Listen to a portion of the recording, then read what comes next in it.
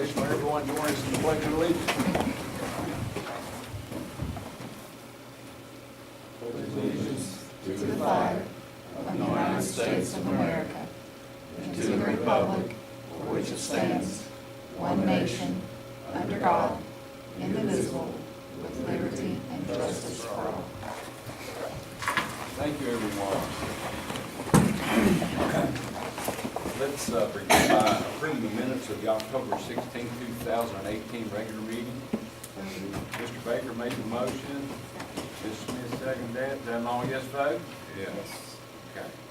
I was going to say, if anybody's new to our meetings here, or agendas over on the table over there that you can access if you don't have one. And at the beginning of each meeting, if anyone would like to address the board, they're always free to sign that pink sheet over there, and then they can address the board at that time. As I've said many times, everybody here is tired of hearing it, which we can't interact with you. In order to do that, you'd have to be on our agenda. So from there, let's go down to our, there's no one signed in to speak today. Is that correct, Mr. Ellis? No, sir. Thank you. Okay, let's go to our first presentation for the day, and that is Mr. Ellis. Ray Ellis, our finance director, is going to talk to us about the end of the year financial report.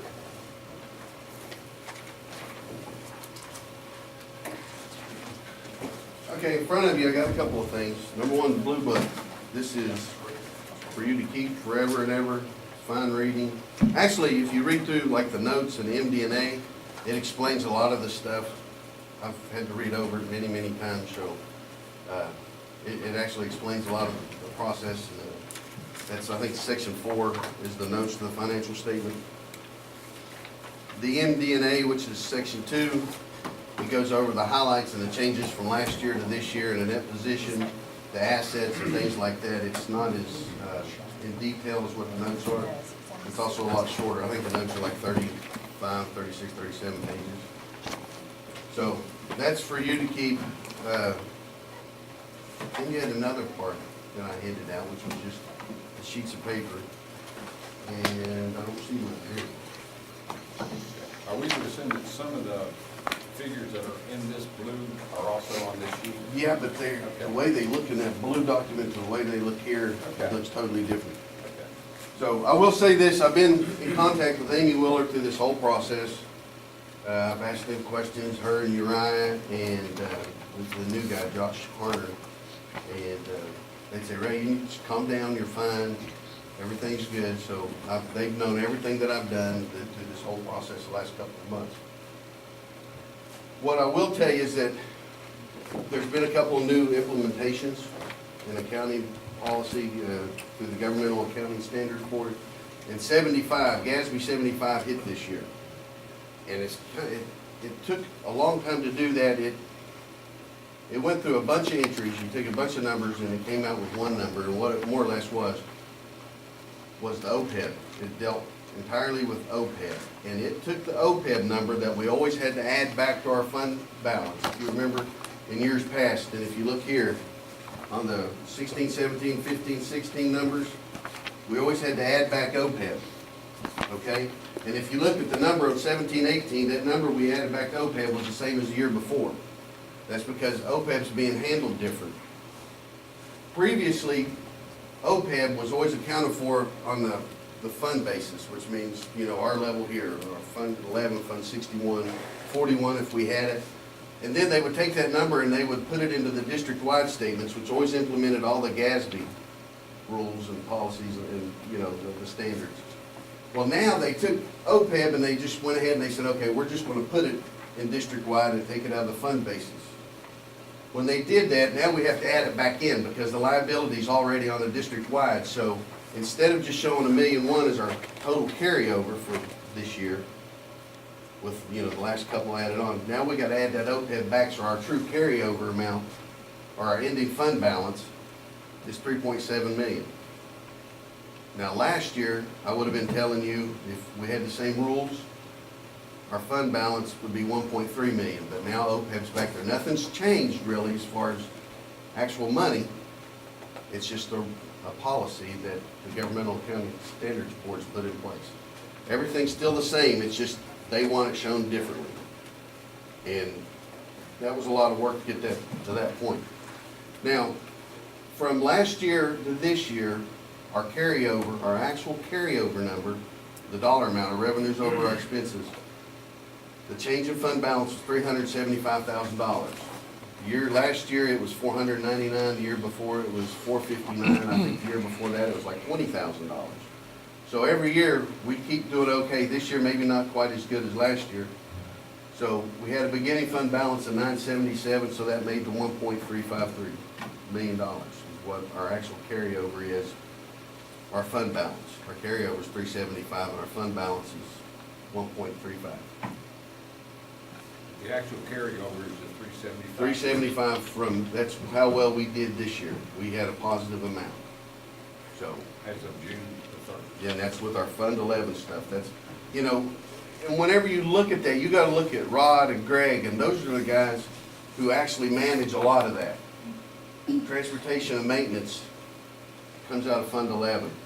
Then other stuff is, you know, salaries for like my department, for Mr. Meekip's department, you know, that's not tied to Fund 61, you know, that's got some kind of restriction on it. But it's the people, and even like Ricky with her special ed, and everybody who manages their budget in Fund 11, they get credit for that carryover because people have watched it. You know, I've told you before, people don't try to do a bunch of crazy stuff here with our money. I mean, everybody's real conservative, and that's really good. And I think that's why we keep adding to the fund balance. And hopefully this year, it keeps on. So I will tell you right now, we don't have a cash problem. And in fact, it's went up since June 30th. We've probably got more than what we've had since I've been here. Now, again, come February, it's probably gonna be depleted. And that cash balance is gonna go up because tomorrow and then for the next week, I'll be asking for federal money. The state auditor, the new state auditor has changed the procedure for drawing down federal funds, and that started sometime this summer. And I said, well, I just gotta wait till I get these financial statements done, and then I'll try to work on that. But he made it really complicated, and it was all due to what the Supreme Court did. Whenever they caught them up in that whole scandal, we're the only state in the country that now to draw down federal funds, like for Ricky and Kirk's programs, we're having to provide extra detail. And it went from a pretty simple process to something that'll take me half a day to do a couple of different programs. So, and eventually we're gonna have to supply every single invoice we spend for Title I, Title II, special ed, which is crazy, in my opinion. Let me seek a little clarification here. Now, you're talking about the cash available. Now, by that, you mean the cash that you have in hand that to expend and to use, not necessarily the amount of excess or surplus money you No, have, right? that cash, you know, I mentioned cash, that we don't have the cash problem. Most of that cash, except for, you know, the $1.3 million, is restricted to stuff. Right. Well, I mean, just to make sure that I or others don't get the wrong impression that you're saying we have more cash on hand. You're just saying. We have, right we now, have but the it's gonna be ability that used. if we can write checks for what they're supposed to be for, we have that money there. Right. In other words, but according to the financial statements, whenever I was done with this, there's I think less than $1 million that's to be used, and you know, what that million will be used for is to pay people's salaries in the next year. Right. Because, you know, we're gonna have to pay more for subs than what we probably paid last year. And I think we were over what the state allotted, maybe $900,000, something crazy like that. So that's not free money. I don't want anybody to think that that's free money. Most of that money that we have, what I'm saying is we've collected everything, most everything that we're due. And we've done that, and tax revenues are down. They're not even where they were at last year. I think whenever you added up everything for the excess levy last year, which is the regular excess levy, and then the supplemental stuff, and then prior year's payments and things like that, we were at about 3.7. And that whole budget would have been a little bit more than that. We were, I think, a couple of $100,000 short of what that actual budget was. Because with the regular excess levy, when we budgeted, I think we budgeted at 3.3 something million. And I think we collected like 3.1 something. But whenever, you remember we had the discussion about prior years' collections and how that went up there for a while? That really was over budget, so it helped that excess. But you know, the important thing, and I think what everybody looks at is what the carryover is, and from last year to this year, it's 375. And I could go into all kinds of different stuff, but you all know me, I like to keep that basic, let you ask questions. So, if you got questions? Okay. Board members, do I have any particular questions? Okay. Now, further on in this agenda, are we approving what you're going to submit to the State Department? Mm-hmm. Yes. That's the blue book. Yeah, yeah, I sent that to them, this morning. Okay. But this, once again, you told us, we heard from someone that we have to approve that, correct? I'm pretty sure, yeah, Amy Willard says that you did. Well, okay, so we have to approve it. Yeah, I'm just- I can't find that policy, but that's what she said. If she said it. She's then ultimately. That sounds like we have to do it. But I mean, that's on our agenda to do today, right? To Yes. approve this one, Blue Book and Rally Book. I'm just making sure with Susie. Oh, okay. I didn't want to throw her under the bus like Jeff's threatened to do to me a few times. You probably better not go there.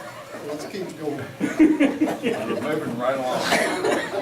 Okay, once again, anybody, no one has any particular questions, and we submit this and we're gonna be in good shape. Yeah, we're in good shape. Just a general question. Yep.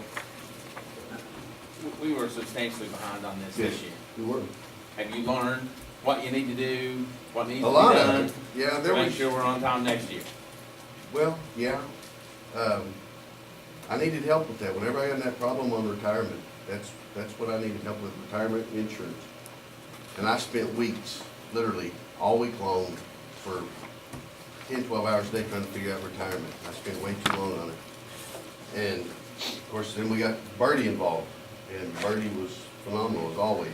We started in the morning, and at midnight, we were still talking and still doing stuff. I was here till 10, 11, 12, 1 o'clock at night, most every night since this started back in, well, sometime in September, or maybe late August. 70 and 80 hours a week, and I think the stuff, I've learned a long time ago, when I was trying to do something else. I was actually in FAA Academy, and I had one of my instructors say, he said, all these rules and all these laws that you're learning, they're all written in blood. Well, I learned an awful lot because, you know, the problem I had in retirement, trying to fix it. I know so much more about that whole retirement process than what I did, you know. There's a lot in that department, and there's still a lot of things I need to learn about payroll, because that's what Trina does, is just a huge amount of work. This ties into the back half of that, so I've kind of learned a lot about that. The insurance, there was a little problem there that when I saw it, I didn't know exactly how to fix it. Bertie something with that. There's still a lot to learn, but yeah, I think next year we'll be okay. I think I'll be fine. So the retirement, the insurance, you kind of got to. Every month, every time Trina does payroll now, we make adjustments at retirement. So you learned that you needed to do that. I've learned what I need to stay on top of that Okay. doesn't just go away, because a lot of times you make, there's like an entry in October and then in November, it'll kind of reverse itself, or their check goes through and it zeroes it out. That wasn't happening, Okay. and I didn't realize it until it was too late. Whenever I got in trying to fix it, I found a couple of errors I made, and then there was still a large amount of money that was not going to the right place. But my credits and debits kind of equaled out, and I eventually got rid of that, and everything was fine. I knew we had paid everybody, because nobody was at the door, you know, trying to get money out. So we paid all the retirement programs correctly, but something in Weavis wasn't putting it out there right. So every paycheck, every time we do payroll, me and Trina work together, we get rid of that. So the retirement's gone, some of the payables, we try to zero that out, you know, with the insurances and stuff like that. I've learned a lot. Whether I'll be perfect next year or not, that's the first time I've been late with anything. And it drove me crazy. So, yeah, I think I've learned an awful lot. All right, so hopefully that'll help you expedite things next Yeah, if I could do it, I'll be done in August. year. And then have a month to figure out my problem. Don't be real ambitious. This is too bad. Okay, if no one has anything else, thank you, Ray, we appreciate it. Okay, let's go to our next presentation for today. That's Rod Cummings. Rod's going to give us an update on the coach's pay update. As everyone knows, Mr. Midkiff gave Rod the dubious duty of working on the salary schedule for coaches and other sponsors, and he's going to report out his committee info today. Yeah, and so as a result of your all's recommendation or request, we formulated a committee to work on coaches' pay somewhat. People that were on the committee had Greg Lambert, Mr. Ross, Kerry Bates, Rick Christian at the high school, Dr. Lowe, and myself. Felt like that was a pretty good mix, a couple of middle school people, a couple of high school people, and then a couple of us from over here. But we met 4 or 5 times to work on this draft that we have. And I laid, I guess everybody sees it, but I laid a copy of it up at your seat. And the first thing that we did was we took an average, which is in this first column, of a lot of schools that are somewhat similar to ours. Over a couple of pages, I just put the worksheet on there so you could see. But that average comes from Braxton County, Brooke, Clay, Hampshire, Hancock, Lewis, McDowell, Nicholas, Randolph, Rome, Upshur, Wyman, Wetzel. So quite a bit of data there to draw those averages. But if you turn over a couple pages in that, we also did an average of our neighbors, of our surrounding counties, with the exception of Boone. I didn't get Boone's, but we have Cabell, Kanawha, Logan, Wayne, and Putnam in this average. And you can see down the next to the last column on the bottom of that third page, it has the average per sport, and then next to it is the proposed, and you can see that that's fairly close to the averages that the proposal was fairly close to the average of the county surroundings. One of the other things that we did was we took time and we looked at the incentive pay for teams that compete in the postseason, which is on the right-hand side of that first page. It says incentive, it has football for $200 for playoff week, and other sports $200 per week if they advance to regional play. The difference is with football, they have to qualify. They have to be in the top so many to be there. So anything that they do in the playoffs is extra from their season. The other sports, all of those have to compete in the sectional play. So we consider that to be part of their regular season. If they advance past the sectional play into the regionals, then we think that they deserve the incentive pay. Also, we looked at the criteria for additional coaches based on numbers, which is on the right.